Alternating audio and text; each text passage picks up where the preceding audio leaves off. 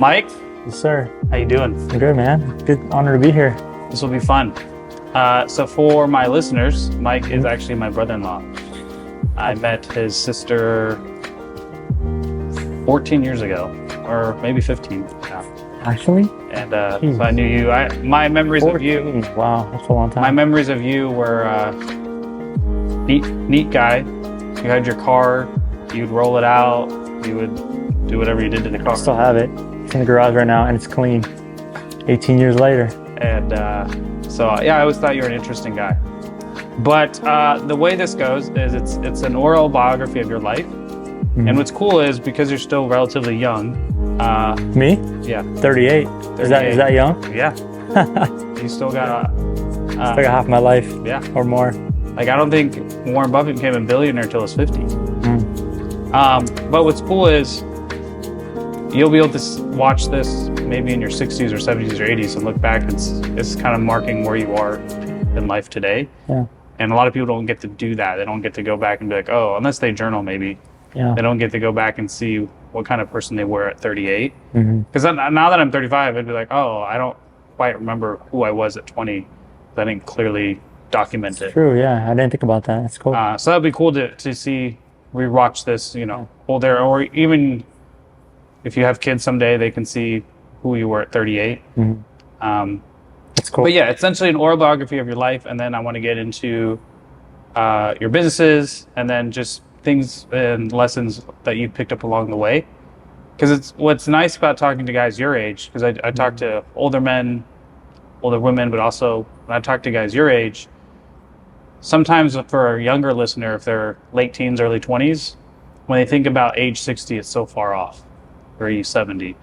But when they see your story, they're like, okay, that's not that too far off, right? It's easier for them to be able to put themselves in that position and be like, okay, if I do this or if I whatever, it's just a little bit more relatable when it's someone that just isn't that far off from them. That makes a lot of sense. And so that's kind of why I was like, all right, let me talk to some of these younger guys who have gone through some stuff. And I think that can also have an impact on the younger generation as well. So let's start at the beginning with you, Cool. where you're born, all that good stuff. Can I silence my phone real quick? So nobody calls me in the middle of all this? Jeez. Thank you, man. Where was I born? Yeah. I was born in Russia, Krasnodar. Don't remember it at all. We moved here with the fam in 1990. Jessica. How old were you at that Jessica point? was months old. Born. No. She was born. She was born in 91. Jessica? Born yet. Yeah. Jessica? Oh, no. It was... No, she was born in 92. She was born here. She was born in 91? Yeah. Okay, so my mom was pregnant, and I think she had a little Lulia in like a swaddle, something like that. So yeah, I moved here in 1990. So how old were you then? I was 4, I You believe. probably don't remember that. I don't remember that at all. So I was born in 86, so I was 4. I don't remember Russia at all. I have zero recollection of Russia, which is fine. Yeah, I don't remember much before 6. Yeah. So yeah, we moved here, and we lived in Monroe for with a sponsor with the sponsor family, and then we moved to Snohomish, just a bit south.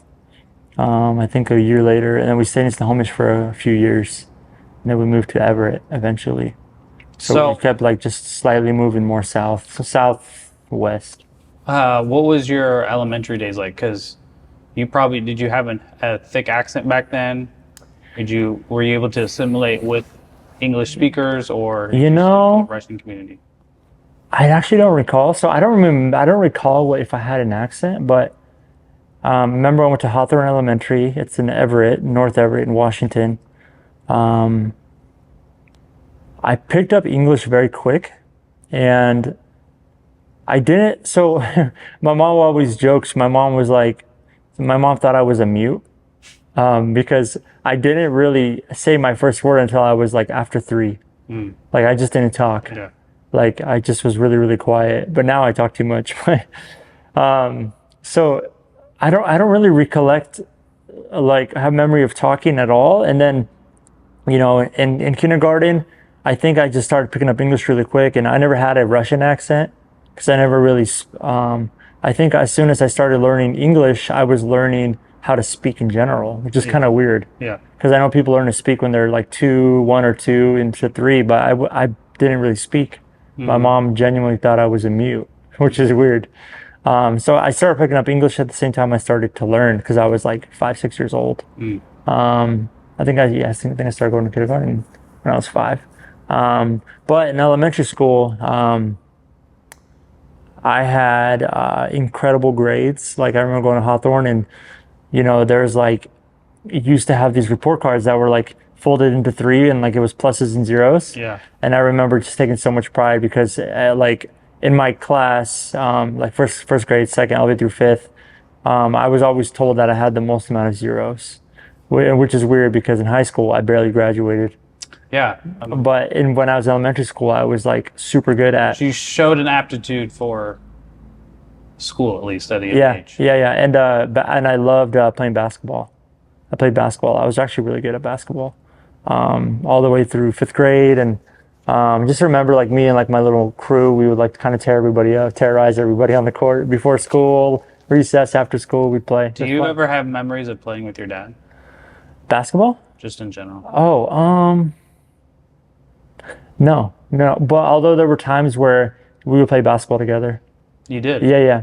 Not too often, but we lived in the community or like the housing authority, which is like considered the projects, in Everett, in North Everett, and my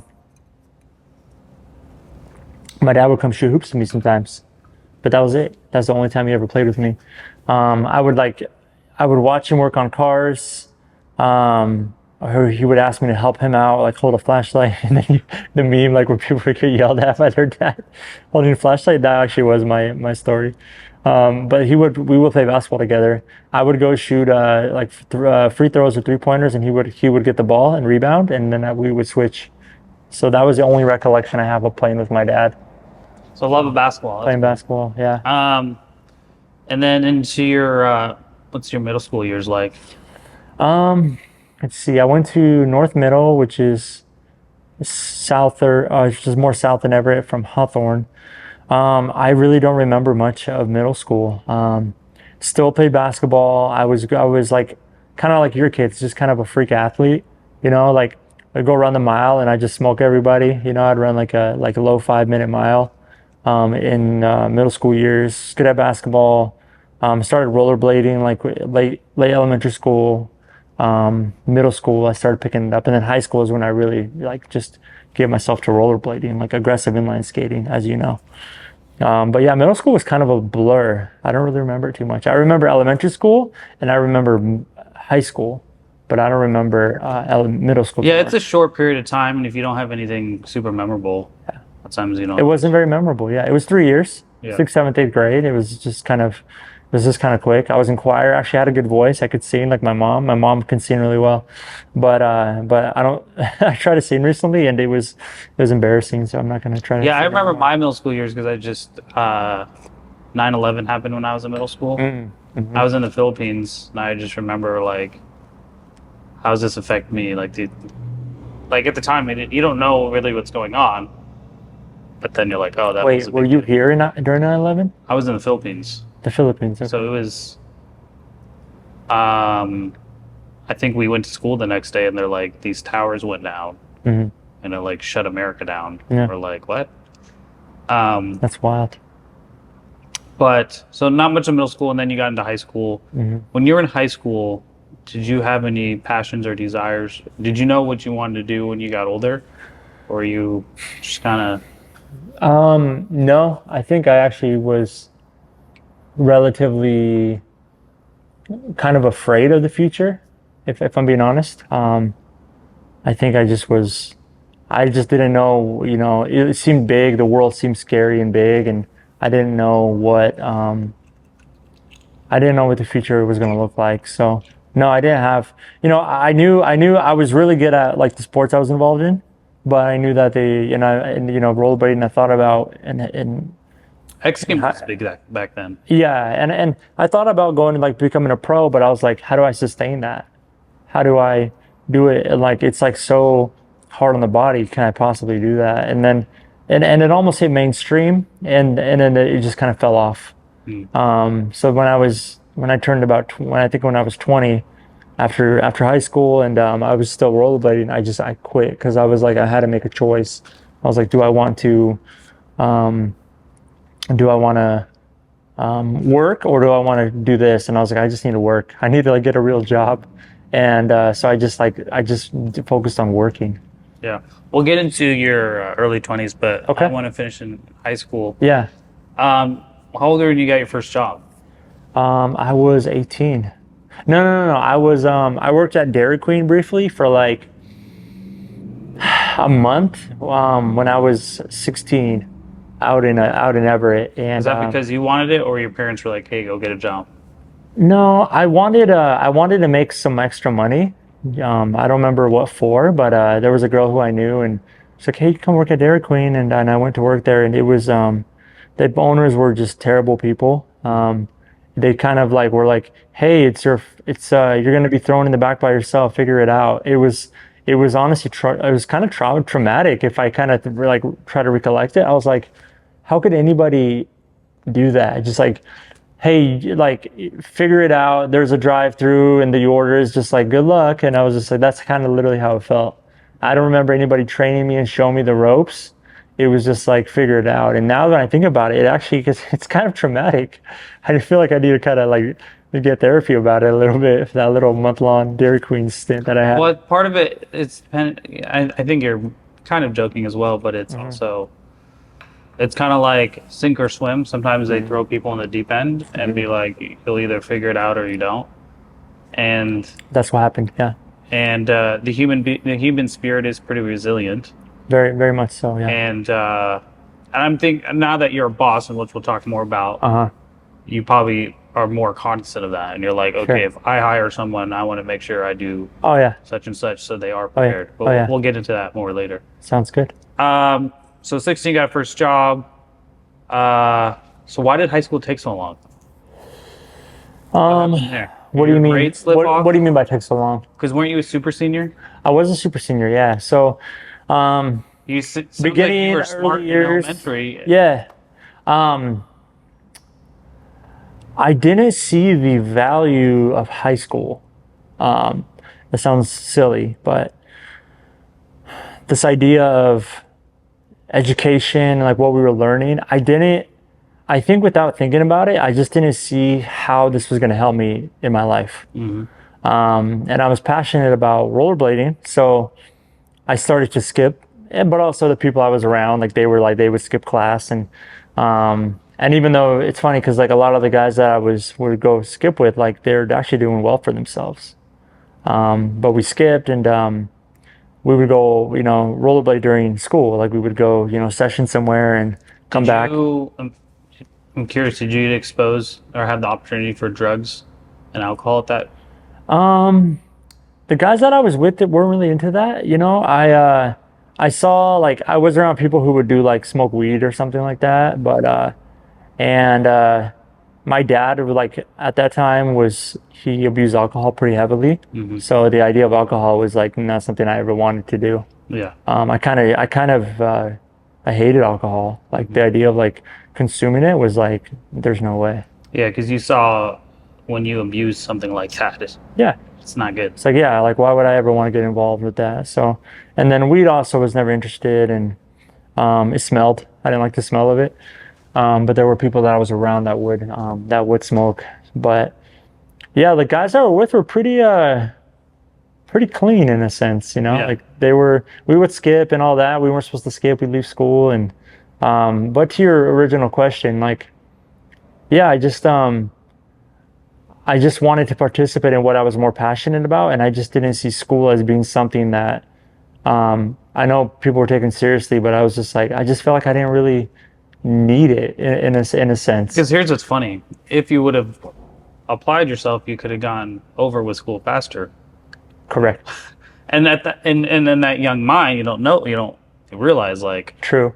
oh, if I actually work harder, I can get done with it. But by working not as hard, you extended the year. Yeah, I did. I had to go back for like 6 months, a couple classes. So I wasn't it wasn't. It's weird to think about now that I was, but it wasn't like, I was like a whole another year, a full year. I did have to go back and wrap some stuff up, and then eventually I just got my diploma. And they're like, do you want to walk? Do you want to walk later? I was like, no, not a chance. Like, I literally didn't care. Right. I was just kind of like, I'll get the diploma, so I have the diploma, but I don't care about walking and like the formality of it. You know like, what Jessica did? I don't remember. So she just stopped going to high school and just went online. Oh, great. So she got done, I think, at like 17. So similar to you, she was done with school, but she somehow knew like I can just go online and opt that way. I don't remember that, but I kind of do. You were out of the house. Yeah, now that you recall, I kind of do remember. She didn't. I don't think she even went to school her senior. Yeah, she didn't. No, she didn't. You're right. I remember. She met me, and her life changed forever. Absolutely. All right, so done with high school, and leaving your house is like a pivotal moment in lots of people's lives. Mm-hmm. And again, for a lot of young people, it can be paralyzing. Mm-hmm. But the theme that I'm getting a lot from these podcasts and the guests that I meet is most people don't know what they want to do, and that's normal. Yeah. Some people are, when they're a young individual, they're like, I want to be an astronaut, so I'm going to put all my resources into that. So there are some people that have that drive at a young age to go do the thing. Mm-hmm. But what I'm finding is most people don't know, and so they're just kind of going through the motions of life. Yeah. Then there's some people that are so paralyzed, or they're not doing anything. Yeah. And then it's like, no, you have to at least do something, because you have to start walking in a direction, and then by doing that, you'll find the next thing in life. Sure. So I believe that. I believe that a lot, actually. Yeah, done with high school. Yeah. College probably isn't something you're interested in. Heck no. Not a chance. And that's totally fine too. And I'm glad. I mean, I know a little bit of your story, but I'm glad because some people I think so, yeah. go to college even though they don't want to. 100%. I think majority of people do. And so at least you are like, hey, I'm not going to waste my time and money. Dude, I'm a fidgeter, bro. Like, you'll probably see, like, my hands are just moving. Like, Yeah. I cannot sit. Like, the idea of going to 4 more years of school was, like, foolish for me at best. Yeah. Like, Yeah. my wife has a master's, and she has more degrees than a thermometer. But she's going to go get more certifications in the fall. Yeah, for some people that's enjoyable. But she needs it. She's actually doing something with it. But a lot of people, they get degrees and then they never use them. And it's just like, oh, sick, you got that. And, I'm not knocking on it. I promise. Like, it's great, but it's not for a lot of people. I think people are just like, oh, it's the next phase of life. After high school, you go to college. And I was just like, I'm out of there. I was just like, I just want to work. I was like, I'll just work. I'll do whatever. I want to make money. So I knew you, walk us through the other job, because you worked at Fred Meyer. Yeah. So I got that Dairy Queen job briefly, and then I quit. And then, I was like, I'm done with that. And then when I was my first senior year, not my second senior year, I got a job at Fred Meyer's, like kind of the later, towards the end of the year, towards summer. And I was 18, and I just turned 18, and I got a job at the Fred Meyer near my house, and I was a grocery clerk. I remember getting paid $8.06 an hour. What was skills great. do you think you picked up there? Honestly, just not necessarily a lot of skills, but one thing that my dad taught me, I think the greatest thing that I learned from my dad was work ethic. My dad wasn't necessarily present or like affirming, like emotionally available, but he was a machine. Like, he's a workhorse, and like I watched him. And so when I got the job, they're like, oh yeah, your job is to, stock this and do that and do that. And I think I just learned that I could do anything I put my mind to. I think, like, without really knowing it, because it was like, hey, do this. And then I was just like, okay. And then they're like, hey, you're going to do this today and this. And then I would just learn it and figure it out. So it wasn't like this profound job by any stretch, but so I started working there when I was 18, and then I was also in high school too. So I would get off school and then I would go work 40 hours. So by the time it was like my last year, 6 months, a year of like finishing up high school, I was already had a full-time job. I was like so ready to leave that I was already working.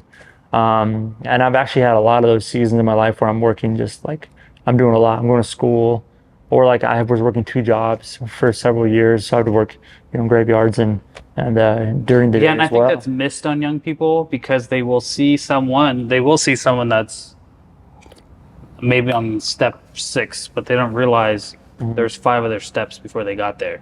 Because Mhm. now especially the young people today, they think that I'm entitled to go get a high paying job because I showed up. It's like, no, dude. No, If you talk to anyone that's not had at all. some Not at success all. in their life, Yeah. most of them started at nothing unless you're Bronny James. Yeah. Yeah. Most of them started at nothing. Congrats, Bronny. Shout out, Bronny. Yeah. Most of them started at nothing, but then realize this is just a stepping stone for whatever. That's why I asked. I'm curious of what skill or what you learned something in that season. Now you don't have to you don't have to necessarily stay at Fred Meyer for the next 20 No. years, No. No. where some people will, right? They'll start a minimum wage job, and now they're creating policies where these initial jobs should be high paying. And it's like, no, the whole point of these initial jobs is to motivate you to then be like, Yeah. okay, I need to go do this, this, and this. 100%. So I'm worth Yeah. more, so I can bring more to the marketplace. Sure. Not right off the bat, 100%. I should be getting paid $40 an hour because I showed up at Fred Meyer. 100%. I talk to young guys a lot. I do mentor guys. It's been about a decade, and people say, "Hey, how did you get into business, or how did you do that? How did you open a cafe? Whatever." And I always say I went to my other job. I worked at the postal service, which we'll get into, but I worked at the postal service for 12 years. And they're like, "What do you mean?" I was like, "I went to work, and I did my job, and I did it." There he is. Shout out postal service. Yes. I went to work and did my job really well. That was it. And there's in scripture it says promotion comes from the Lord, right? It's like God will promote you, and I did my other jobs. Like when I was at Fred Meyer, I was probably the best clerk they had. When I was at the postal service, I was probably the best carrier they had. Yeah, because And this idea of just like stewarding where you're at, and like doing the best where you're at, and not saying, "Oh, I'm gonna be trash here, and then when I get the thing that I'm supposed to do, I'll be good." No, no, no, no. The way I always say, the way you do anything is the way you do everything, right? So yeah, I like that a lot because it's like you could have complained, poor me, or this sucks, for sure, or you're like, no, I'm going to do it to my best ability. yeah. And I was motivated by cash. I was like, I'm gonna get money. Yeah. I was like, I want to get, I'm a young guy, 20s, dad wrote me off, mom is great, but like, I was like, I'm going to prove everybody. Like, I really did have a chip on my shoulder. I still do. I still carry it around, and I think it's good. But eventually I got to a point where I'm working at Fred Meyer's, and I was dating this girl at the time, and her mom worked at the postal service, and she's like, "Hey, we're hiring graveyard clerks. Would you want to do it?" And I was like, "Oh, graveyards, that's crazy. Like, what's the pay?" And she's like, "Oh, it's 14 and change." And I was like, "Well, I'm making 8." And I was like, "Dang, that's way more that's like almost double." But I was like, "It's graveyards though." And I just had finished high school. Then so I was like, so the story was, I was like, okay, how do I choose? Because Fred Meyer was giving me full bennies. I had insurance, which is great. And this other job was like, you'll get bennies later, but you have to like work and kind of You like have to prove yourself. prove yourself, right? Because it's a government kind of like, it's very like journeyman, aka kind of like, by the book type of thing. There's like a ladder, if you will. And so I was like, I think I just need to do both for a couple of days and just kind of feel it out and see like, how do I like the post office job? And so I went to both. So I was working a 2 p.m. shift to like 11, and then and then the other shift. At Fred Meyer? Yeah, the other shift would start at 1 a.m. to like 7, 6 days a week. So like almost 36 hours for that job. So 40 plus 36, like 76. Wow. And a lot of times it would be, I would stay over, so I'd work well over 80.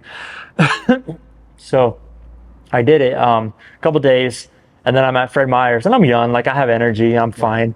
And I'm talking to my friend Jason, who worked in the bakery, and he's like, I was like, man, I don't know what to choose. He's like, why don't you just do both? And I was just like, it hit me like a revelation. I was like, and all of a sudden, like this idea of like, I started seeing kind of dollar signs in my head. I was like, man, I could really make some money doing that. Because in 2005, 2006, like $22 an hour That's a lot. was good money. Yeah. You're Right. making more than all those kids that went to college. Yeah. I was like 22, 23 bucks an hour. I was like, man, I'm gonna do my thing. So I just stuck with it. I literally decided to do both. I made a decision, and I did both jobs for 2 years. So I was working graveyards and during the day for 2 years. I just worked. What, so how long did you end Motivated up- by money. I was like just Yeah. counting dollar That's signs. fine. So how long were you at Fred Meyer? What was your length of time? So I was there for 3 years total. Okay. And then about a year later, I got the job at the Postal Service. And so then I did both for two. So there's like a little overlap. So 3 years total, and then the 2 years of the Fred Meyer or Yeah. the Postal Service. Yeah. And then a year of working at the Postal Service, I took this test, and it was called the Civil Service Test. And then in that test, if you pass it, depending on your score, they'll give you an interview to get like a full-time position.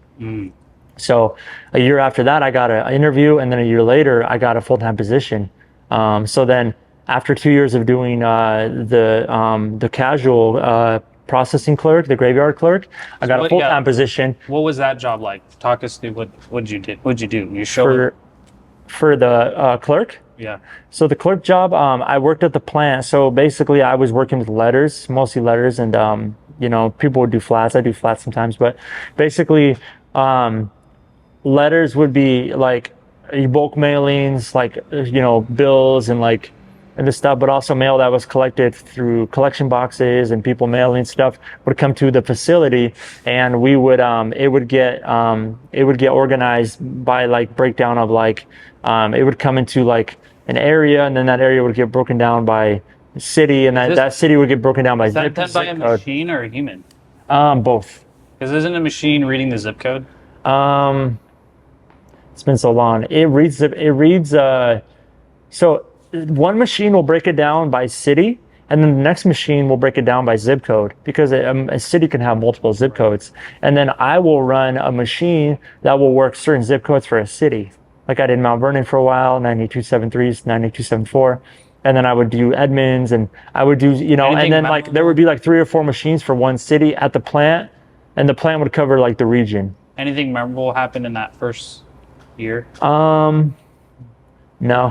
I was just locked in. I was working almost 80-hour weeks. I was sleeping 4 or 5 hours a day, and that's all I did. I was just working, and I was just saving my money. I was like, and I was also spending a lot of money too, because I had money to spend, because I was living with my parents at the time. Yeah. And like the rent they were charging me was like nothing. So I was just working, and I honestly don't remember it much because I was a zombie a lot of the time. Yeah. Any memorable experiences from Fred Meyer? Was there a corporate ladder you climbed there in your 3 years? No. I just worked. It was just That was your college, essentially. You worked life. Yeah. Learned- 100%. You learned 100%. without realizing it. You learned human interaction, bosses, managers. It's true. That's true. It's not necessarily in a book. Yeah. It's just you learn by living life. Where Yeah. I think some people get paralyzed with, again, living in their mom's basement and not doing anything, playing video games, and you're like not learning doing that. You're out there learning. Yeah. Life. Fortunately, my mom said I could never get a video game system, and then I never wanted one, and because honestly, I think I would have wasted a lot of time. Yeah. So I never had one, and I never thought about it like that. But you're really correct. Like interactions with authority, having somebody to report to, having that structure was just, I think, super foundational for that season of my life too.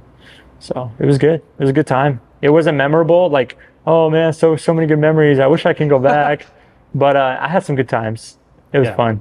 Yeah. And again, it's early 20s. You're not married. You don't have kids. You're not sacrificing other people to do that, right? It's different if you are running away from people that rely on you, Yeah.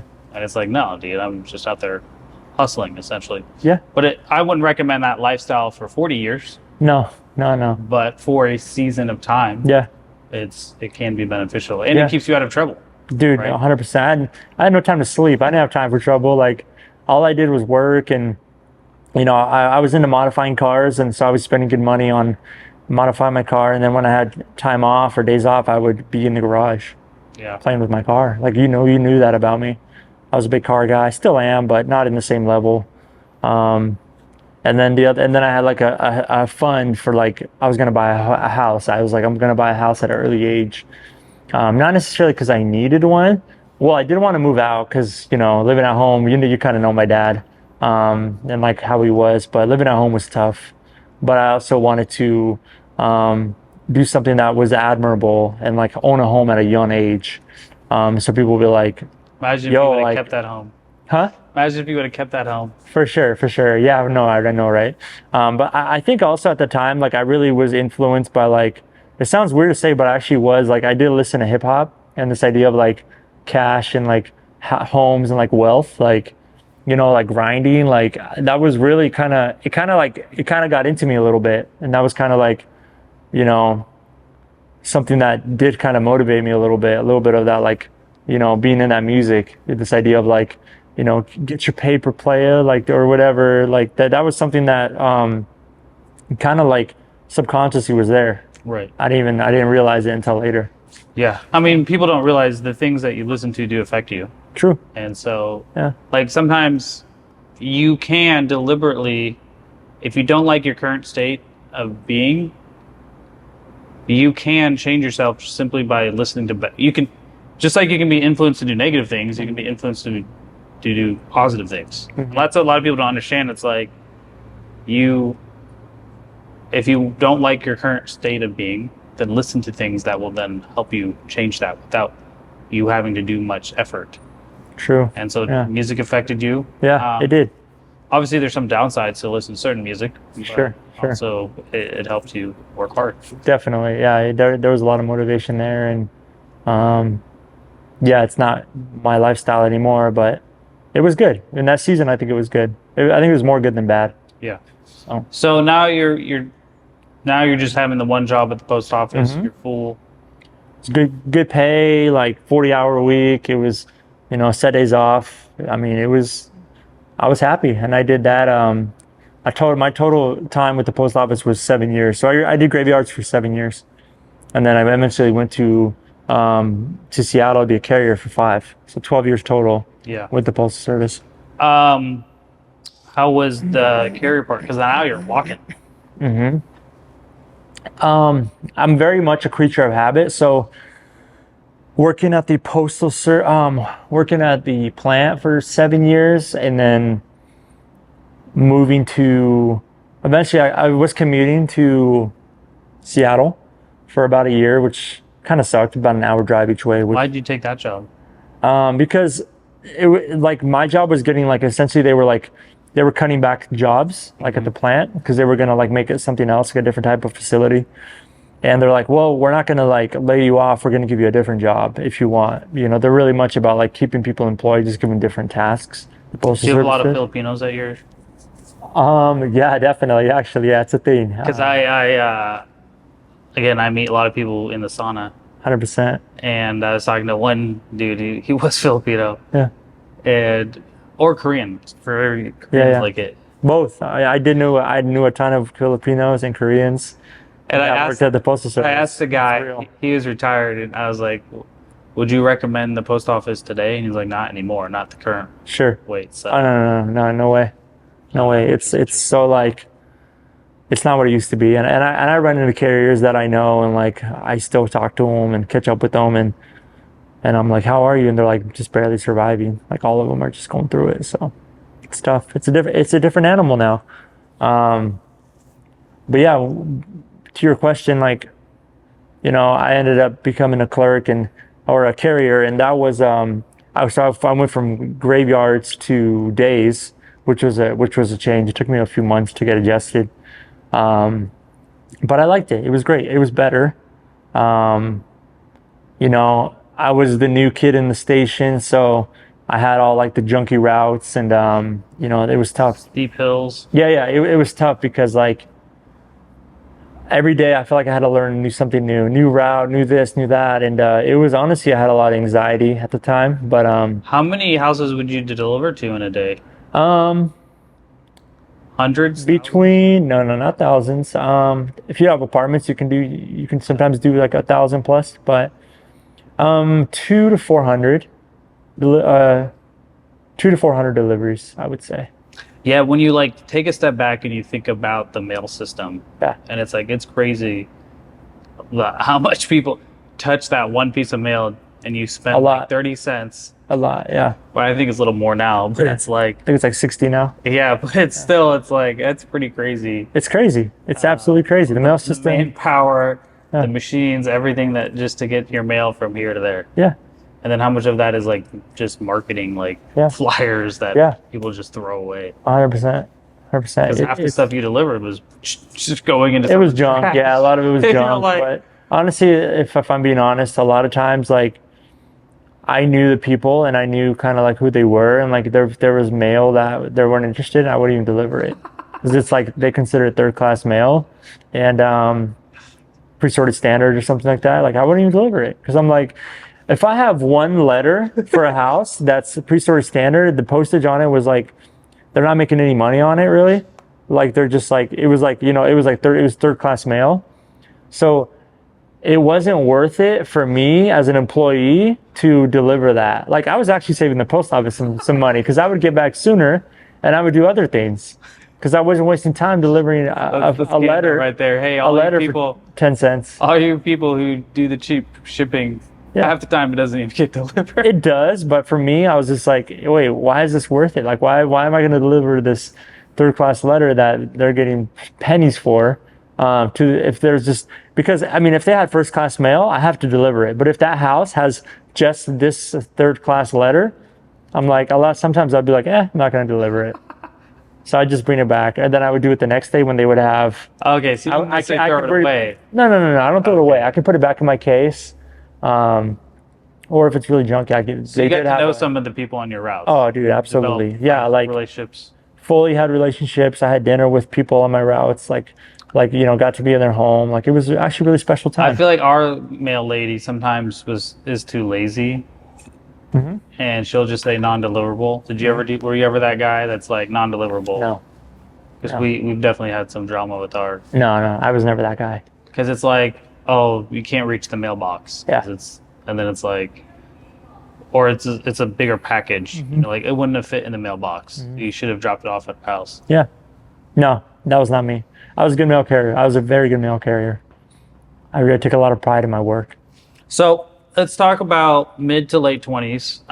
When did you want to get married? And then when did you start having aspirations for other stuff, for other things? Mid to late 20s was probably the most monumental time of my life. So I dated a girl from 19, like right when I was finishing up my super senior year, to 23. I dated a girl and she left me out of the blue 4 years later when I was 23 years old. You dated the same girl for 4 years? Yeah. Did you think you were going to marry her? I was at the time, I was like, that's the next step, but I didn't really have plans. I was like, we'll figure it out. We'll get married because that's what you do. Like, I wasn't an intentional person, like in the sense of like there's a vision. I have this vision for marriage. Let's carry it out. It was just like, oh, that's what people do next. Let's get married. But she went to a wedding and she got freaked out. Saw the commitment that this couple was making, and she kind of like needed a break to kind of like think about our relationship. We were very comfortable, just kind of, whatever. I wasn't really pursuing her. And this whole time you're living at your parents' house. I was. So it's like, hey, come back to my bedroom at my Yeah. parents' house. Yeah. We made it work. Like, it was a weird relationship. Like I was working and then she was in college. Actually, she was in college. Like she was, after high school, she went to Central. Yeah, we had an interesting relationship. Long distance actually for a couple years, which didn't help. So, and then in that time, actually, speaking of two jobs, was I would have a day off, and I would get off at 7 in the morning. I would go home. I'd hopefully be in bed by 7:30. I just work 16 hours. I'd sleep for 5 or 6 hours. I would get up and I would get ready and I would drive 2.5 hours to go see her Yeah. for a few hours and then drive home. And then driving home, I would pound energy drinks and coffee because I was like, and slapping myself or roll the windows down so I don't fall asleep. Yeah. That was my life. It was tough. It just was it was a mess. Yeah. But 20 mid 20s to 30s was monumental. Because yeah, so she left me and then I committed to just like being single. I was like, oh, I'm gonna get into a relationship, and then it was like, wait a minute, why am I so insecure? Let me just let me improve the things that I don't like about myself. I had a lot of good people around me at the time. Paul Lee was a good friend of mine. If you're ever gonna watch this, Paul, you were awesome. He's married now, right? He's married now, Has has a kids? kid, yeah. Dennis funny. Koltsov was monumental. Where's for he me. at? Who? Dennis. How's he doing? Dennis is doing really well. Isn't he the one that broke his? Yeah, absolutely. His He legs. broke both Yeah. at the same Apparently. time. Where's he at? Is he still around here? He's around. He's around currently, but he's going back to LA in late August. Still modeling? Still modeling, doing some acting. You know, has had some roles and stuff. So I think his next season in LA is going to be a really good one. Probably the most fruitful. And I'm believing it's going to be the most fruitful, successful that he's had because he's Yeah. had. Don't they say like for men acting, getting older isn't necessarily a bad thing. It's No. actually a good thing. No, With women, there is a window, sure. and then if you lose some of that beauty, Yeah. kind of hard. But Sure. for men, you kind of mature, then you have a more mature look, and then Yeah, it's yeah, not yeah. necessarily over. The It's older true. you get. It's true. Yeah, so I ended up being single for 2 years. In that time, I finally got my butt in the gym. I was a glorious 160 pounds, 6'2", just a twig. And Dennis was like telling me like, you need to go to the gym. You look whack. And that's good peer pressure right there. 100%. Peer pressure, like people always think of these as negative terms, but it's like Yeah. you can positively peer pressure people as well. 100%. Yeah.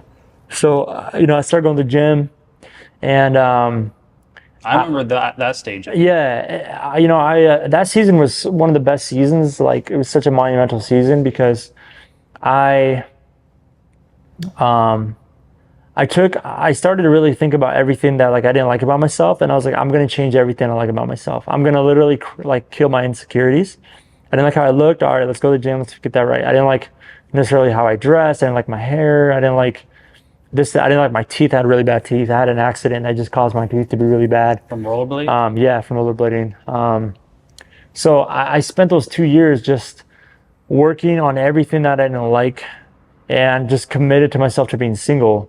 And when I was You know what 20, they call that these days? what? It's called monk mode. Sure, yeah, I haven't heard that, but yeah, that makes sense.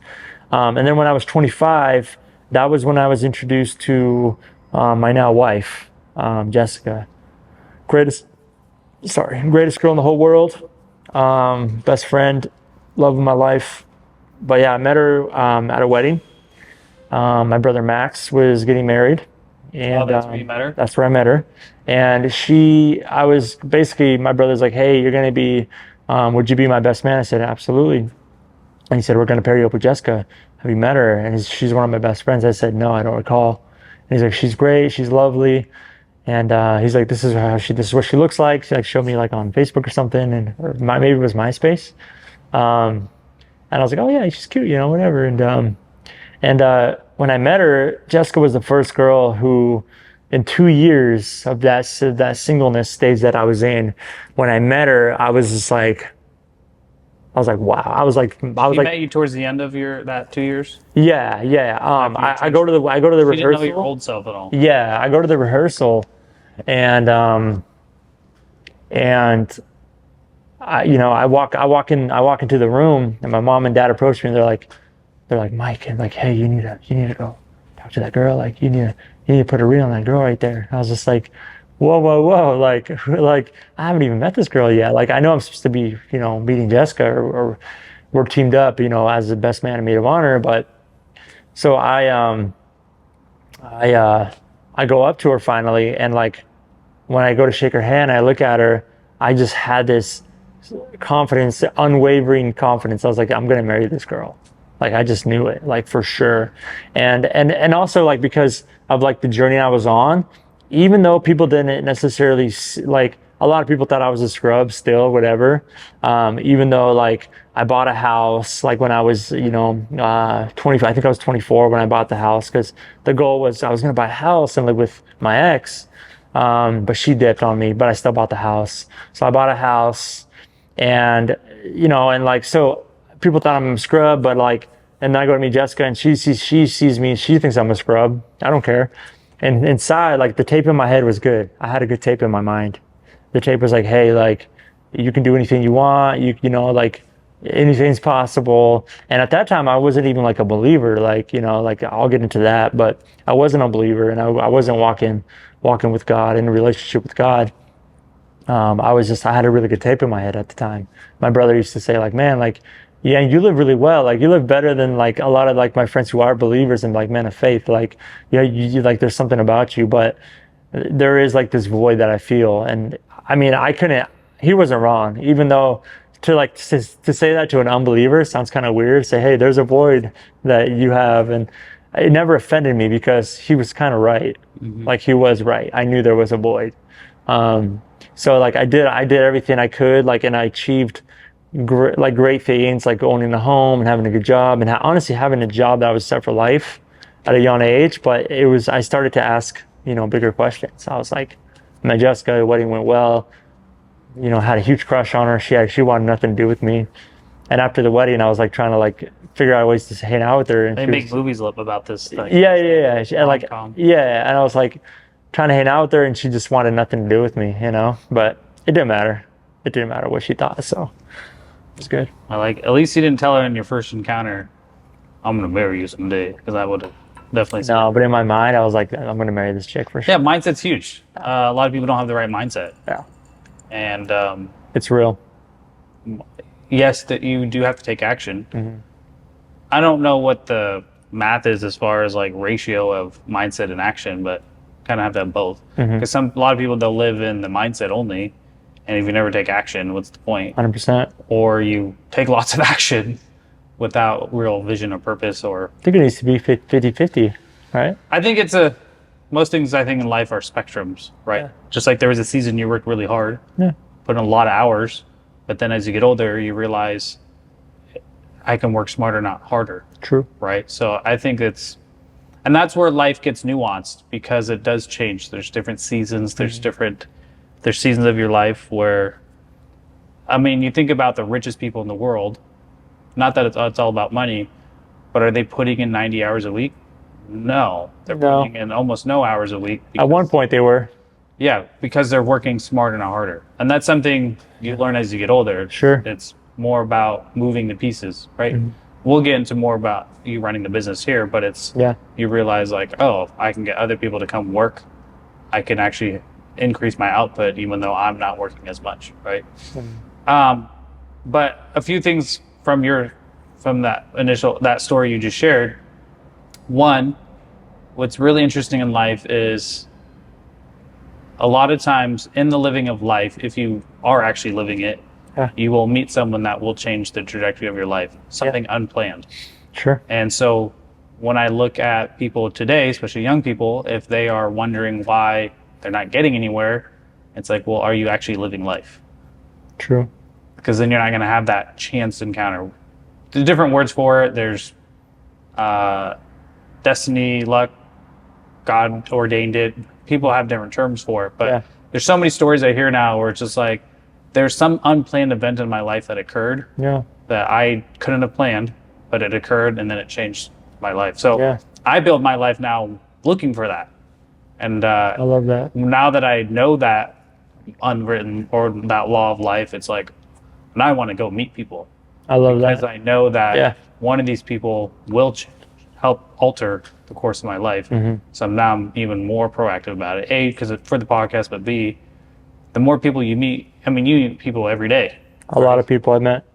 Met a few thousand. And it's like you have conversations with them, and for you it can go two ways because you can say something to them that can change their day, Yep. even their life. Like Absolutely. today I had a conversation with a lady, never talked to her before, and it was the initial phone call was about one of my properties.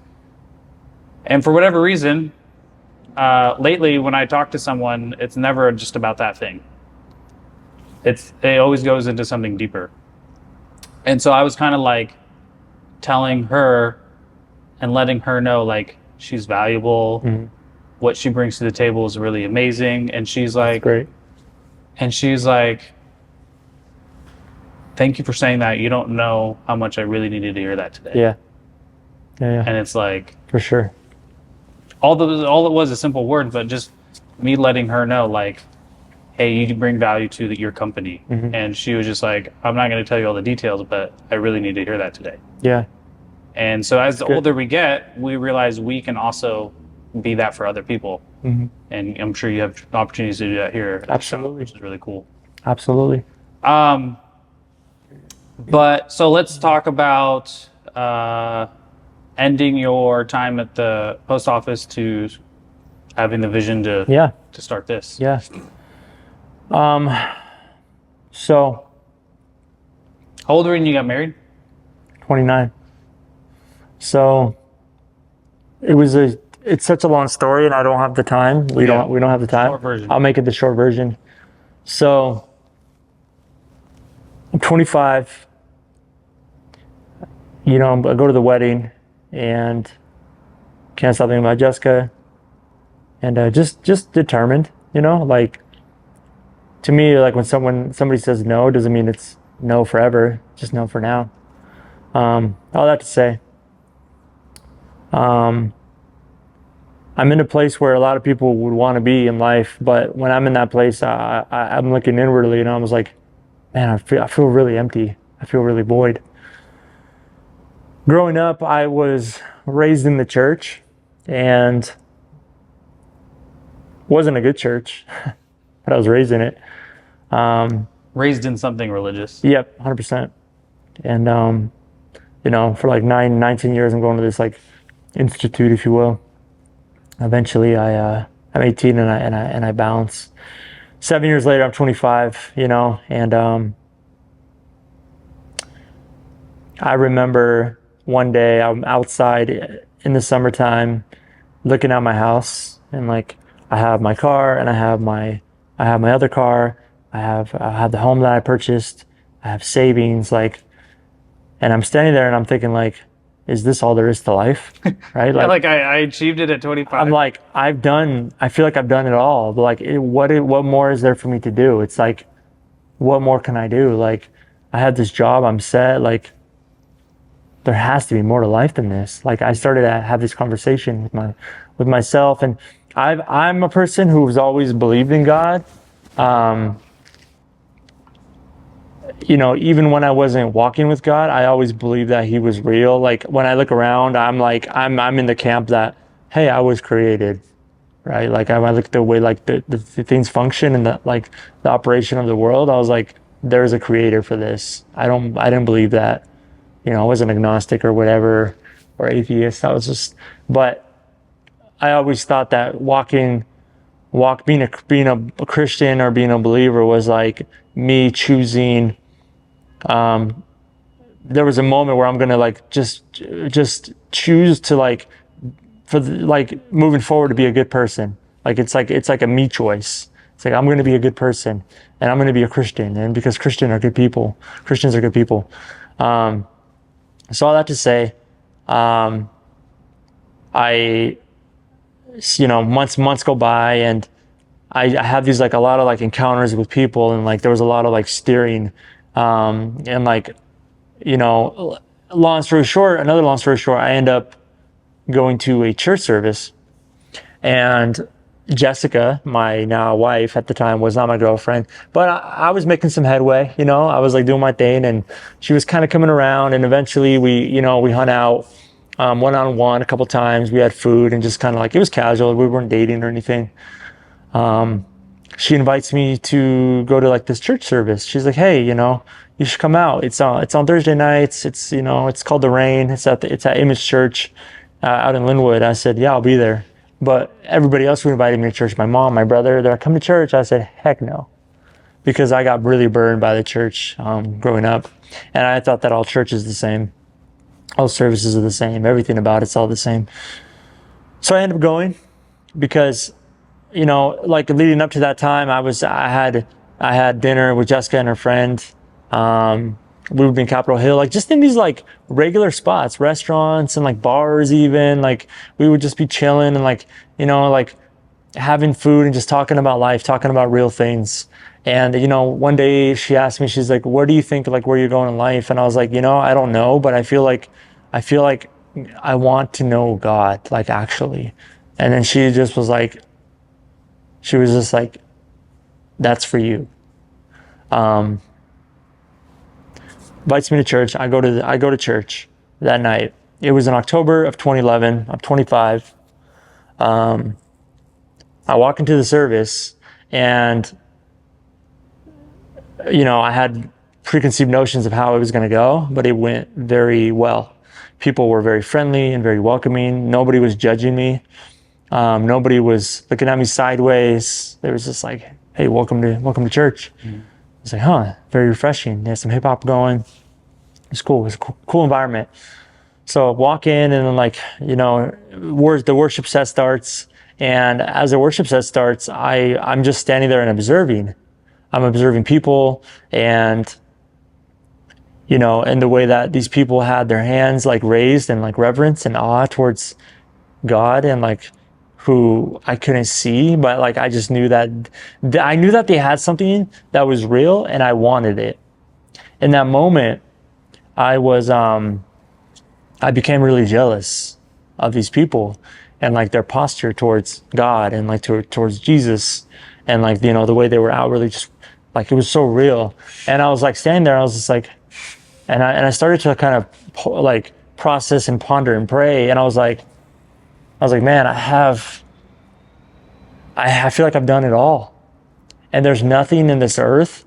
Like I've had relationships, I had money, I had that, and I had that. And it's like, can anything in the earth satisfy me? Like, I feel like there's nothing in this earth that can satisfy me. Mm-hmm. So I started to basically like, I was ready to essentially take that jump off that cliff of like all into faith. Right. So I started to pray and I was like, Jesus, not knowing how to pray, doesn't matter. I started to ask him, I was like, hey, I'm ready to take this chance with you. Like, could you come and make me new? Like, that's kind of how it went.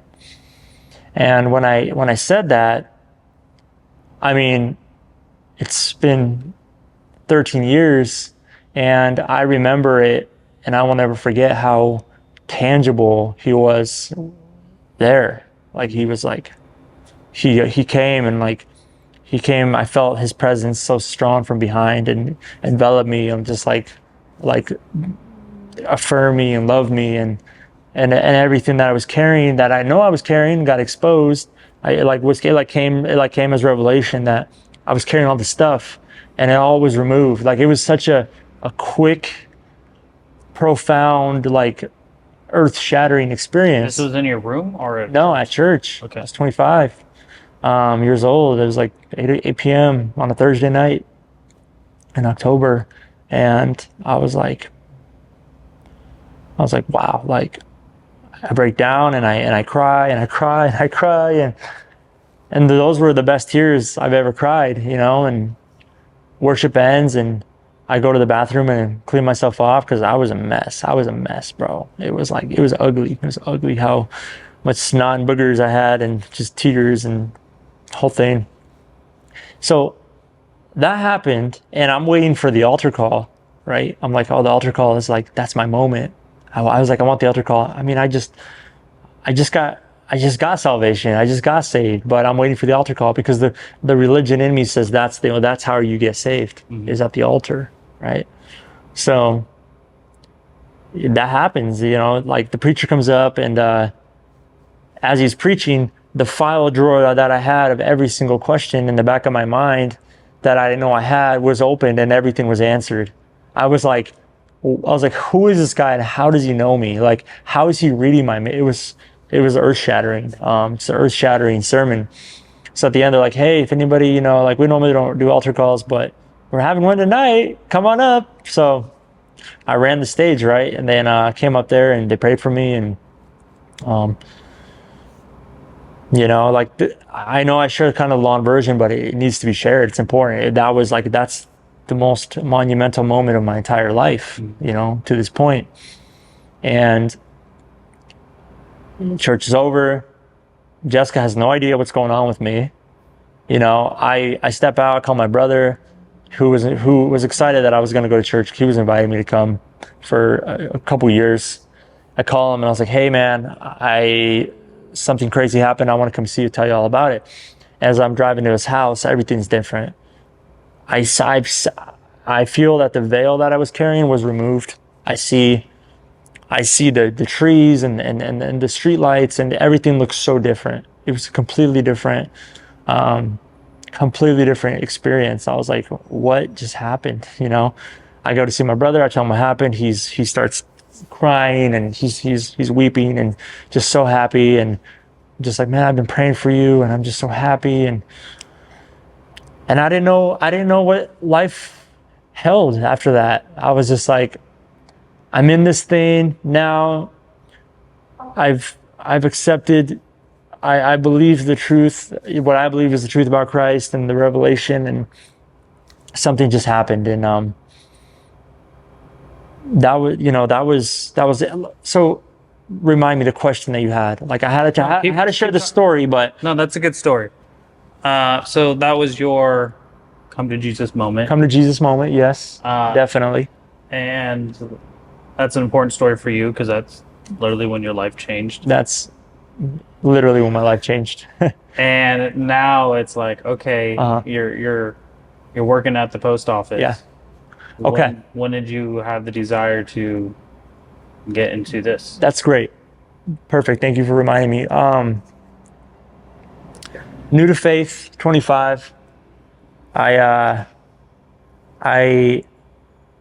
commit myself, like I'm committed. I'm in, like I'm all in. I don't need to be walking with Jesus and looking behind my back, you know, what's back there? What am I missing out on? You know, this term backsliding, it was me. It was never me. I did it all. There's nothing out here. No money. I had money. I don't need more. I was about to get another job. It's like, I will literally sleep an hour a day and I will get all the money that I wanted to. I was a workaholic. Yeah. Didn't need it. So walking in faith, new to faith, growing, learning, like just seeing like my whole life is changing. My perspective, like my mind is being renewed and washed constantly, day in, day out. I'm like, my whole life is changing. My perspective is changing. And I remember 2015, 4 years after I came to Jesus, right? I encountered Jesus. That was when I had my first moment where, so I was in a place where like, I want to save. I was like, I need to spend less money on coffee because I'm buying 2 lattes at Metropolitan Market and I'm dropping way too much cash. I was like, how can I save money? Because, you know, I would always go there. Coffee was great. So I go to this vegan bakery that's not there anymore, out in like Lowellhurst by Children's Hospital. And I walk in there, I was like, hey, I just need black coffee. It's cheap, it gives me caffeine, I put cream and sugar in it. I just need like a cheap caffeine fix. So she makes me this coffee and she tells me, she's like, hey, you're gonna taste these flavors in this coffee. I said, sure, I will.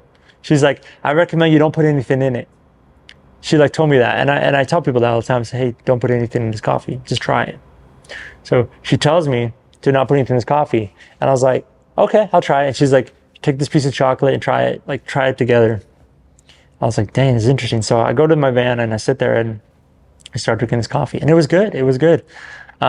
But after a while, I started to taste what she was telling me. So you're going to taste chocolate, and then the chocolate you'll taste, like have this piece of chocolate with it. It's going to be so good together. And I was like, it was like, and when I had that moment, that was it. That was like the spark was lit. And for the next 2 years, I'm living in coffee shops. And when I'm not working, I'm drinking coffee and I'm buying apparatuses and brewing. And like, I'm all in, right? 2017, a good friend of mine, Jay, calls me and he says, hey, there's this opportunity to open a coffee shop out in Everett. There's this gentleman who wants to do it. And I was like, oh, interesting. Long story short, I meet this gentleman and he tells me what it is. Another long story short, it ended up not being the opportunity for me.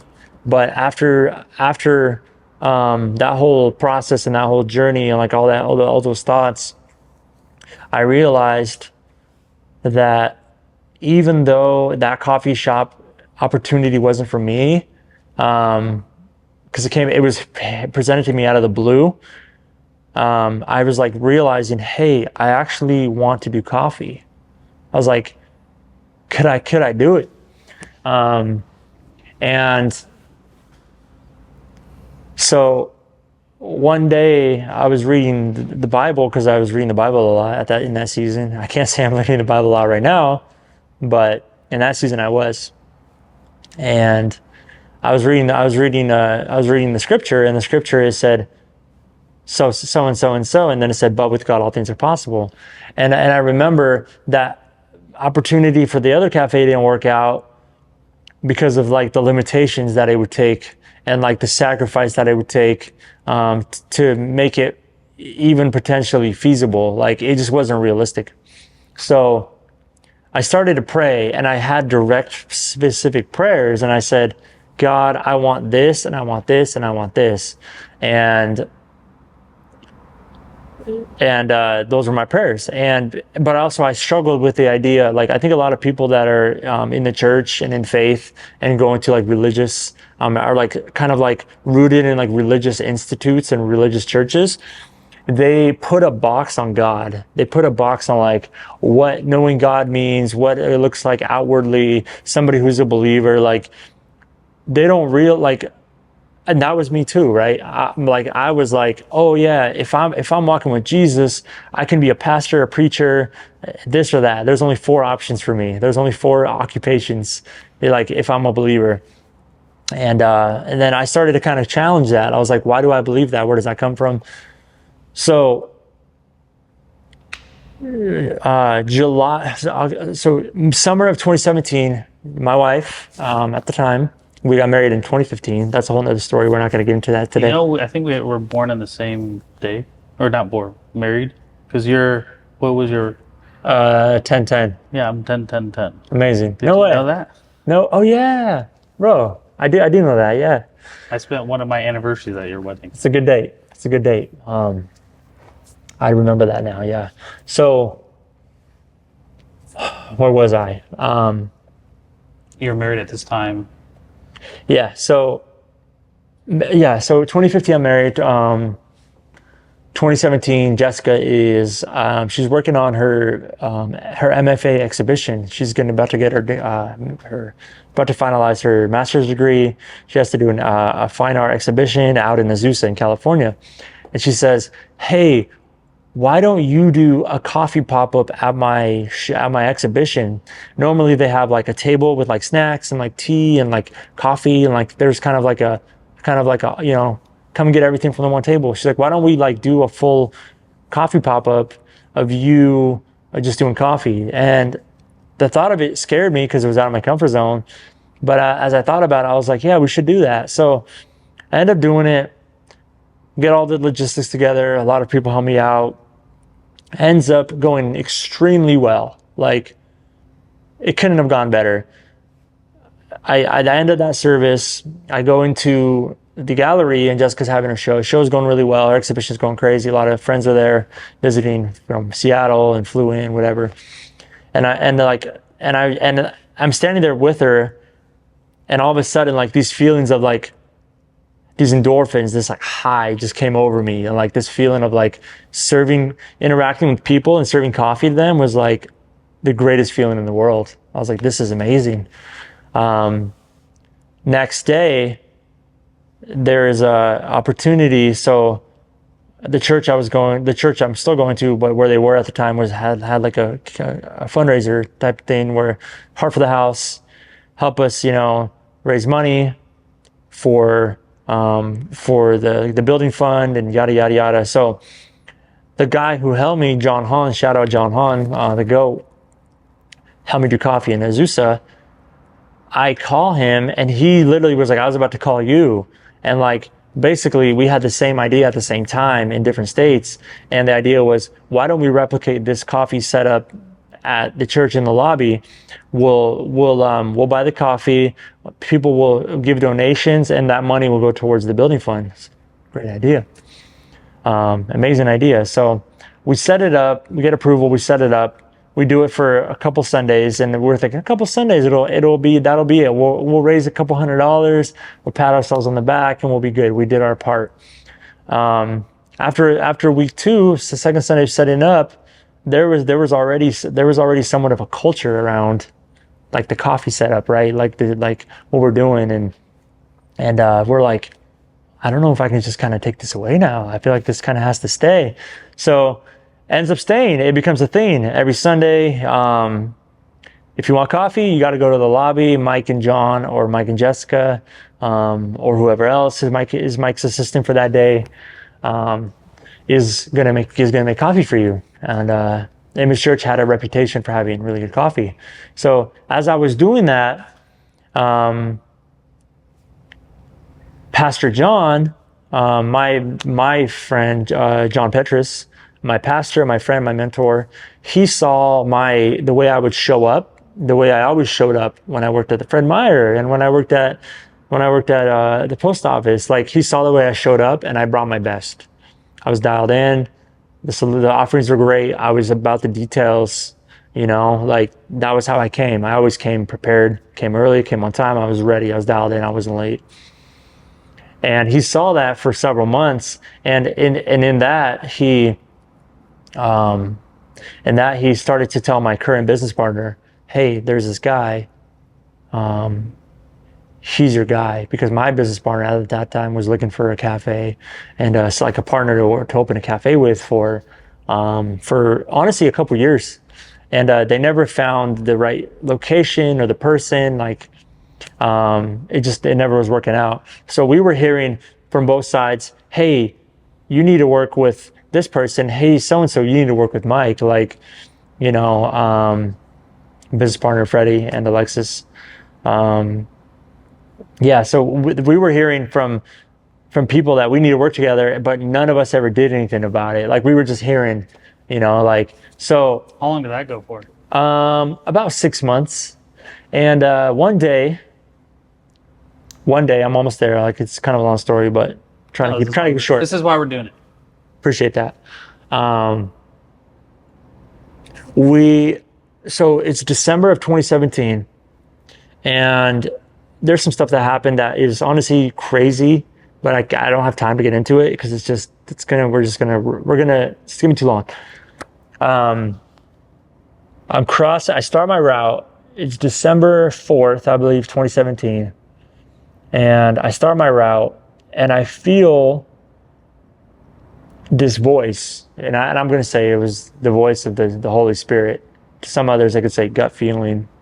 To me, that's how I recognize it. It speaks to me so loud inwardly, and it says, "Hey," I was looking around. I was like, "What? What's going on?" And the voice said, "Hey, why are you so timid?" And when he said that, I knew what I had to do. I've been hearing for months and months and months, I need to work with this person, and this person hasn't talked to me. And when I would see this person, who's kind of a local celebrity soccer player, professional soccer player, I was kind of a little bit intimidated, but also there was a bit of a language barrier at the time. English is great now, but at the time, I just couldn't really get a read on him because his English was okay, but it was, it's improved a lot now, obviously, but so I didn't do anything about it. So I get this voice, and I literally turn around and I don't finish the block. I go back and I grab my phone and I call Pastor John. I said, "Pastor John," I said, can you set up a meeting for me with Freddie and Alexis? And I know they've been wanting to do this. They have some ideas. Like we should just talk about it. So my friend, absolutely, calls me back. He's like, I got you. Come tonight to my place. They're on their way. They happen to be on their way from Vancouver, BC. You guys can meet at my place. You guys can chat. I said, amazing. So we meet, and we meet for about an hour. The meeting's extremely awkward. Was Pastor John in the meeting? No. So he just gave us like this dining room. Yeah. And it's an awkward meeting, but had to be done. And we exchanged numbers. And the next day they contacted us. They're like, hey, we have some more questions. We want to talk about some more things. I said, oh, wow. Okay. So we ended up meeting again. And then the third day, they're like, hey, let's meet again. And I was just like, man, we keep meeting. Like, this is really, there's a lot of, out of the blue, out of nowhere, there's like a lot of steam and a lot of like, what is happening here? And then, by day 3, in the third meeting, they're like, hey, what's it going to take? And then part of the story I didn't share was after reading that scripture about all things are possible, my prayers that I asked for, my business partner, wasn't my business partner at the time, but my now business partner was saying, hey, what's it going to take for us to make this happen? Because we were in alignment and agreement with like a vision for a cafe. And I said, well, it's going to take this and this and this. And it wasn't greedy. It was just like, this is what I want. Like, I don't want to do it the same way that it's always been done. This is what I'm asking for. And I didn't think it was a big ask necessarily, but it was an unorthodox kind of like, like, this is what I'm asking for. It was a bit out of the ordinary. And when I laid it on the table, they agreed to it. There was no back and forth. There was no counter. They were like, sounds good. We can definitely do that. And Jessica and I, we go to the car after the meeting, and we're sitting there, and we're buzzing. We're like, are we about to open a cafe? Like, is this really happening? So the next day they call us and they're like, hey, like, we're excited, but the step 1 is we've been looking for a year and a half plus for a location. We just cannot seem to find a location. Like, step 1 is going to be find a location. December 2017 is when I had that voice inwardly speak to me and say, hey, you need to set up this meeting. August 2017, Jessica and I were at dinner, and we got inspired to go out and to drive around the area in Northeast Seattle, where we're located now, and to pray and to believe and to speak into existence. Some people say manifest, to basically like go out and like scout a location for something that we had no money for, no business plan for, just a child, like we were kids. That night we were kids, we were inspired like kids, we went out like kids, and we were just going around doing silly things that some people would think would be silly.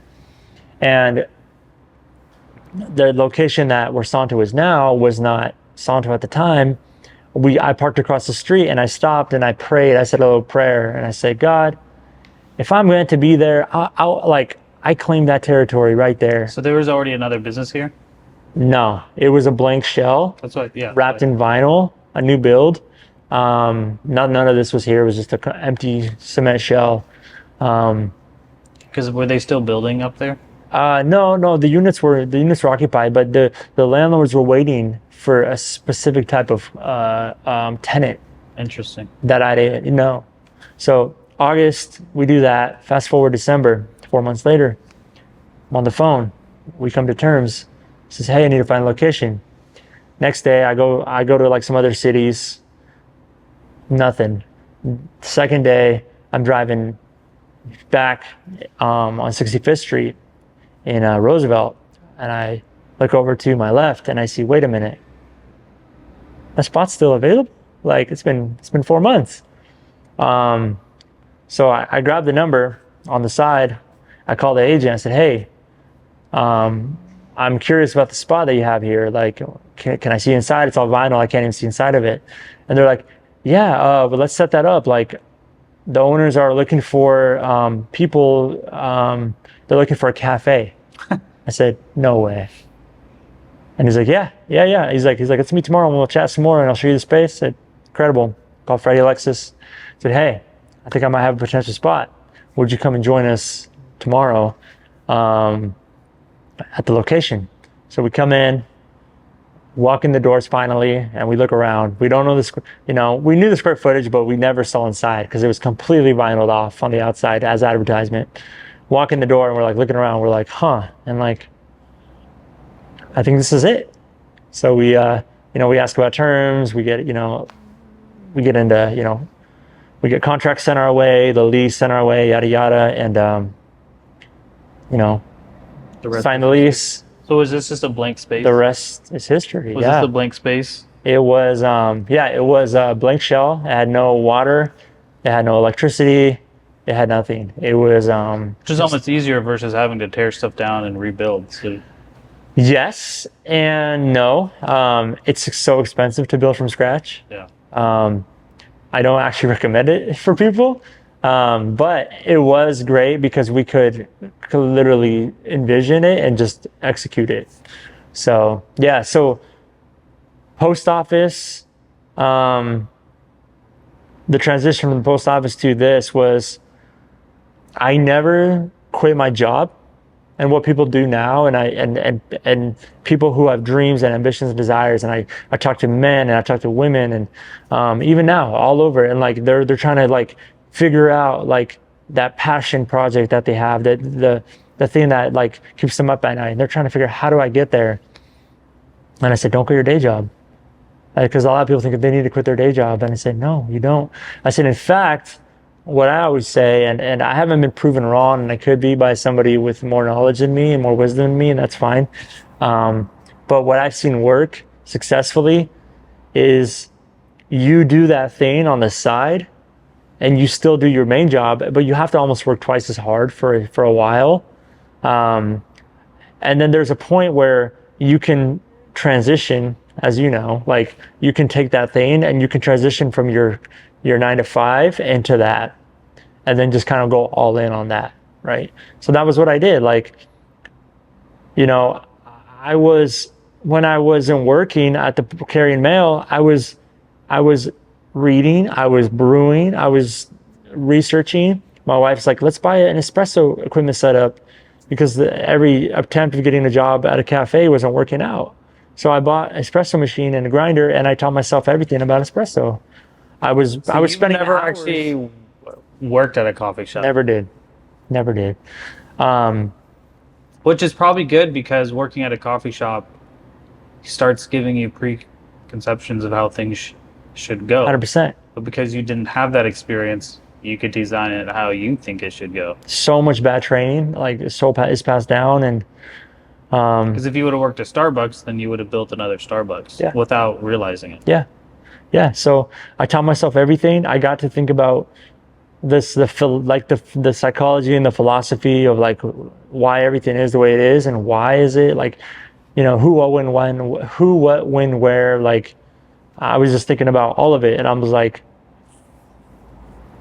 I think this is the best way to do it. So all that to say, when it came down to like, get a plan together, like we had a really good one, because I was able to process through about what is good and what is not good, and what's bad training and what's passed down. And because there's so much bad advice and training in coffee that is just passed down that no one ever questions. And I always question everything. I'm just a skeptic like that. You know what that's called now? What? There's a term for that. Thinking first principles. Okay. Which is what you did, which is a lot of times when you ask someone to do something, they'll be like, oh, that can't be done. Mm-hmm. And you're like, well, why? Because of this policy. Mm-hmm. Well, why? Well, why? Well, why? So without knowing it, you went back down to first principles thinking to build out this coffee shop. Yeah. Which is really cool. Yeah. Yeah, it's if you're listening to this, thank you. If you have a passion for something, I really encourage you to do everything that you can to steward and cultivate like that where you're at, but don't quit your day job. Just keep working, keep doing it. You have to work twice as hard. And you do have to take those opportunities. And a lot of times, I mean, I know so many people now, honestly, it's kind of crazy how many people have started as a pop-up and now they have a full-on business and they're doing it. They're doing what they love to do. They're making good money. And it's something that started as a pop-up. And the first one was awkward and it was scary. And for me, that's kind of how, for me, what happened too. It was a pop-up. My wife's like, hey, you should do this pop-up. And it was at my school. Oh my gosh. Okay. I did it. You should do this pop-up at the church. Okay. I did it. And then, but when I wasn't working, I was all in the coffee. And then when I got the espresso machine, I'd come home and I would spend 2 to 3 hours a night playing with espresso and steaming milk. Like I was just, and I enjoyed it. I didn't think it was going to be a cafe. I just gave myself to the passion. If you have a passion, give yourself to the passion. Just let yourself go all in. Don't worry about what you're spending. Don't worry about money. If you want to be a musician and you need to buy these drums, buy the good drums. Just buy the good drums. It's worth it. You want to be a basketball player, buy the good basketball shoes, buy the good basketball. Like, I don't know. I just believe in it's not wasting, it's investing. I think you should just go all in. A few takeaways I take away from that story. Yeah. One is a lot of times when people have that dream, what I heard from your story was you still took action. 100%. Or a lot of people, they Always. have a dream and they're like, oh, it didn't come true. And it's like, well, what actions did you take to help that dream come true? Bro, 1,000,000%. And so you have to take action. You took action You have to take multiple action. times. Yeah. And even if every meeting or experience didn't go well, that wasn't like it's not meant to be. It's like we can keep pushing forward. So there's 100%. A lot of really cool takeaways because your story is going to be more relatable to the average person. Yeah. Meaning, I listened to Elon Musk's biography, but I'm never going to be in a position where I'm going to have to make a 10, 20, $50 billion decision, right? But your story is going to be much more relatable to the average Joe, average Sally, Sue, whatever. Absolutely. Because it's like, hey, if you are working a 9 to 5, which most people are, yep, that's not shameful. That's a good thing. It's great. It's great. And then if you thank you for working your 9 to 5. Yeah, we need that. Yeah. But if you then have a passion to do something else, you were like, okay, let me try to make both of them work. Absolutely. So I can go full time in the other. Absolutely. And it didn't happen overnight. No. It took years. Took a few years. And and here's the other thing, another takeaway from the story. It took other people to help that come true. 100%.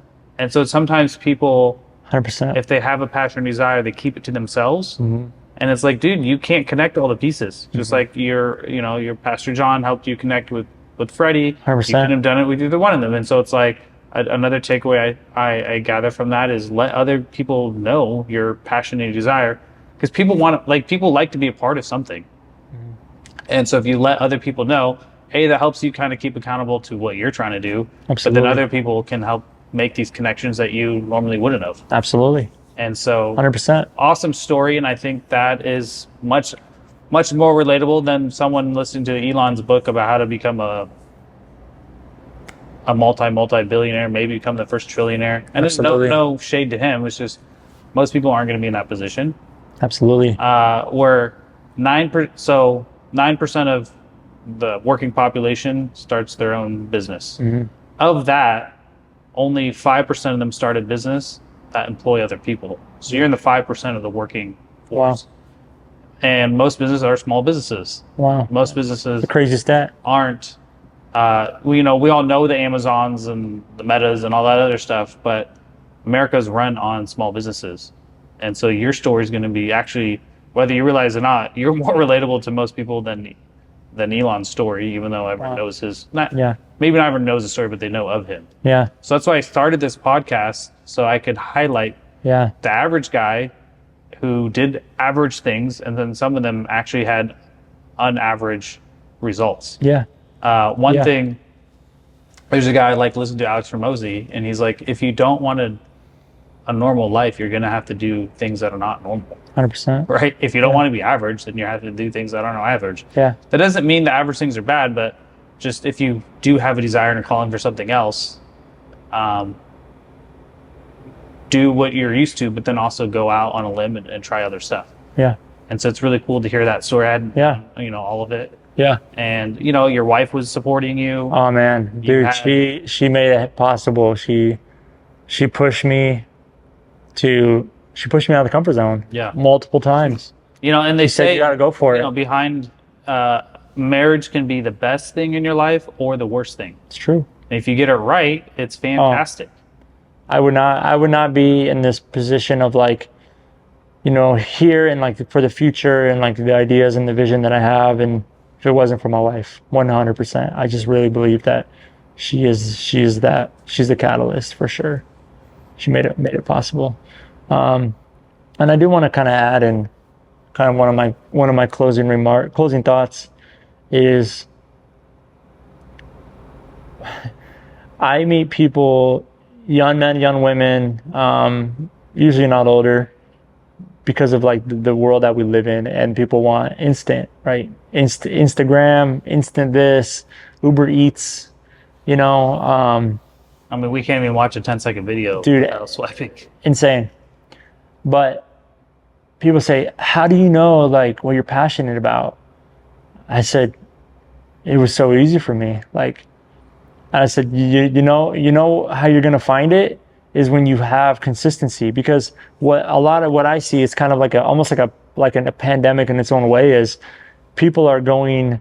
I see resumes, and I see so many resumes and people, and they've had so many jobs, and like they've been employed so many places, and I'm like, what is going on here? Like, why can't you just stay in one spot, right? And people are job to job to job to job, and they're trying to find purpose in their job, and they're trying to find purpose in their work, and they're trying to find calling or whatever it is that they're looking for. And I'm like, that's not how you find it. And it was so easy for me to know what my passion and purpose was because I worked in places for so long, right? And what I did well, but it was easy for me to recognize I really like coffee, right? And like in the last 5 years, I really like wine. Like, it's easy for me to recognize those passions because I'm in the one thing. I'm not trying to find it. It came to me because I had that continuity and that consistency. People are trying to find it, and I'm like, that's not how you find it. Like, do the one thing, and like your passions and your talents, and that if there is a career for you or opportunity for you to monetize your passion, like to make a living from it, you'll know it. It'll be glaring. It'll be staring you in the face. And a lot of times for people, it'll stare them in the face and they won't go for it. Right? So it's like, build continuity and consistency in your life, and like it will be a lot easier for you to know which direction to go. You know? Like that. A lot of people have what we call the golden handcuffs. Tech workers. Sure. Where they are getting paid well. Very well. I've talked to tech workers who will say they're overpaid. So well. Right? They'll say they're overpaid because they're So like, well. the work I do, I shouldn't be compensated the way I am. And so a lot of them, maybe not a lot of them, but some of them are like, they don't even like their job. Not at all.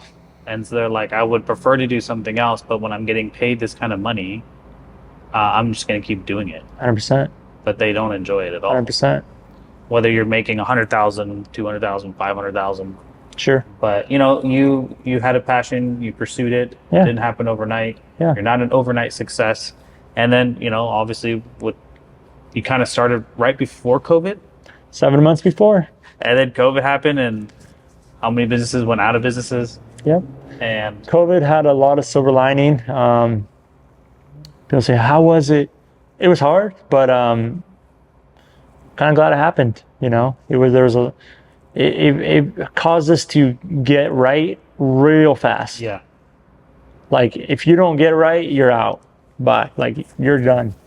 We got right real quick. Is that shop still open over there? Or did it Yeah, change? it is. Yes. Yeah, still open, and they're doing good. They're doing fine, and you know, and yeah, and what's cool is don't, you know, and I'm speaking to the younger crowd who might be listening to this, or maybe the older crowd too, but don't like, even though you may be passionate, don't put all your chips in that one pile, in a sense. Like, don't be like, this is it forever.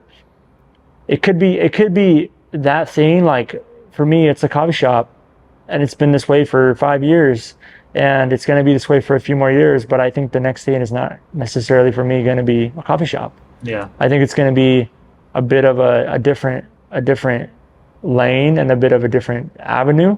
But this was the starting point to get there. Yeah. So you can't we be go like, through seasons. this is it. Like, I'm going to be a musician forever. Like, you just never know. So don't put all your chips in that one pile, and like be all in on that thing, because seasons change, seasons come. Be open. Like, allow the ship and the boat to be redirected. Right. So this podcast is called The Game of Life. I love that. And question I like to ask is, what is life to you? You can give me a word, a phrase, a sentence, but to you, what is life? Life is ... For me, what I want life to be is impact. That's it. I like it. I like you. And then for the young listener, some of the guys that you're mentoring, or even girls, Yeah. what are some of because I do have a heart for this generation that's coming up. Yes, they have a lot of issues, but every generation had a lot of issues, 100%. right? Someone would have looked 100%. at you at 19, they could have written you off, Oh yeah, right? I got written off. And so you sure. use that as fuel to get you to where you're at now. But Definitely. I guess what do you see in the next generation that's coming up? Because I think you're more involved with them than I am. But what are some of the concerns and questions they have? And then what are some words of wisdom that you're sharing to them? You know, the things that I've shared, I think the most hopefully impactful is like about doing both and not jumping around. You know, I think that's a thing that I share a lot with them. Words of wisdom is what I just said. But what I see with this generation is, you know, even though people say, oh, we're doomed, right? I do think that there is going to be, I don't know, in a sense, like maybe it's a gut feeling, maybe it's like a spiritual thing, but I feel like there's going to be a bit of like a reset. They might be like maybe they'll be like the reset generation, where they're like, you know, people will write them off, and my generation, the generation before me, wants to write them off, but I think I think this generation will surprise the world moving forward.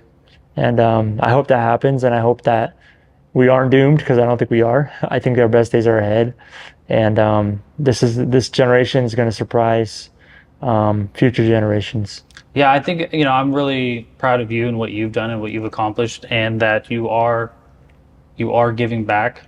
Appreciate you it. are making an impact on the local community. Yeah. But then also young people, because as young people, it's like, I know you don't have kids, and I'm not telling you to have kids. One thing, so Alex and Layla, they run a business, and he's like, to him, he's like, I don't want to have kids because it would be selfish, because I know I can have an impact to all these other. You might deliver. You'll cut it out. I can make an impact to all these other people. Come on in. And so, Thank you so much. even though you don't have kids, you're making an impact on all these other people's lives. Yeah. And that was cool to hear him say that, because it's like, I don't know if you'll ever have kids. When you have your own kids, it's like you really get to pour into those kids' lives, hopefully. But because you don't have kids, you're not missing out on that, because you're impacting on all these, both you and your wife. Yeah. And Yeah. so as you get for older, sure. Thank you so much. Appreciate you. as you get older, you can start. You've been married a while now. You're hit almost 40. You're now able to help this next generation through some of the issues they had. That you may have not had someone help you out, or you did. You had Pastor John. So I would encourage you, and you're already doing it, but just be more conscious of like, oh yeah, I can make an impact on 100%. these people that are late teens, early 20s, Yeah. or even late 20s. Yeah, you know, and I do feel that. Like, I don't have kids, and my wife and I have, like, at this point, we've chosen to just not have kids. But I do feel like it's not just, oh yeah, we're not gonna have kids, but like we find ourselves investing into younger people and the younger generation more than and friends and who are Yeah, because I'm younger than us, because we just like we want to honestly mother and father them, Yeah. you know, lead them and make sure they like they don't, you know, because I'm in a position where I'm not I don't have as big an impact on young people because A, I just don't have the time. well, you do, your kids, But yeah, it's right now it's my kids. your kids, Once my kids are gone, then it's like, all right, then Yeah. I can do that. But you are able to just go ahead and do that now, Yeah. which is really cool. yeah, Because it's you and your wife. Yeah. And then obviously you spend time together, you work on the business, but then you're also making an impact on the next generation. yeah. So, any last words before we finish off? But another takeaway I heard from your story was when you kind of went into monk mode. Another impactful season in people's life is finding the one, right? Their significant other. Yeah. And what I heard from your story was a lot of people are, oh, I can't find this person, or I can't find my whatever. And it's like, for you started working on yourself. 100%. And then by working on yourself, you became the man Exactly. that she would eventually marry, right? Essentially, and so yeah. a lot of people, they're always trying to find that person, when you're like, no, let me work on me first, 100%. become a man that's worthy of that, 100%. and then that person will come into my life. 100%. Where a lot of people get that mixed up, where they're like, they have to date around, they got to do this, they got to do that, have this body count, and it's like, by then it's like you're so emotionally spent, you're physically spent, that you're not prepared to find that one. Yeah. Where you went internal, Yeah. became a better version of yourself, maybe Yeah. a new version of yourself, Yeah. and then that one showed up. So that's Absolutely. it. We'll take it, because those are pivotal moments. Who you marry, Oh, it's so important. your career. It's so Your important. career doesn't have to define you, No, not at all. but it is a thing that we spend a lot of time on. Yeah. Um, I actually don't think it defines you at all. it shouldn't. Yeah. I don't think it does. I think it's just an avenue. There's a group of people, there's a reach through it, but I don't think it defines you. Yeah. Yeah. Well, cool, man. Bro, appreciate your time. Push. Honored to be here with you, and hopefully this will impact at least one person, and then our job is done. It will, because it's like this catalog, as long as YouTube doesn't delete it, it's going to be out there for years. So even if it Love doesn't it. make an impact today, Love it. it will have an impact. It can have an impact in 5 years, 10 years, 15 years. You never know. I hope so. And I think you, because we're kind of marketing you, we're marking who you are today. Yeah. And then in 5, 10, 15, 20 years, Can't wait you'll to look see it. back and Yeah. be like, oh, that was an interesting version That's of me. really cool. Yeah. And, I didn't think uh, about it, but yeah, it's cool. And so, yeah, because every time I do this, my kids and even my grandkids will watch this someday, and they'll be like, oh, either if he was really weird or, Yeah. oh, that was interesting. Yeah. So, cool, man. Bro, See thank you, man. Appreciate you, bro. Bro, that was so fun. That was so reflective. I needed that.